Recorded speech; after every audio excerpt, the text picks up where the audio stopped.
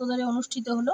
প্রতি বছরের মতো এই বছরও দুলালচন্দ্র মাহাতোর উদ্যোগে মামনি কৈবর্ত, গোপা কর্মকার এবং রীতা চক্রবর্তীর সহযোগিতায় এই অনুষ্ঠান আমাদের পালিত হলো। আমাদের বসন্ত উৎসবে আমাদের প্রচুর লোকজন এসেছিল। আমরা গ্রামের অনেক ছোট বাচ্চা থেকে বুড়ো পর্যন্ত সবাই এই অনুষ্ঠানে অংশগ্রহণ করেছে। আমরা অনুষ্ঠানে নাচ, গান, কবিতা সমস্ত রকম ইভেন্ট আমরা রেখেছিলাম। সবাই খুব আনন্দ করেছি, সবাই খুব মজা করেছি। আপনার নাম? আমার নাম রীতা চক্রবর্তী।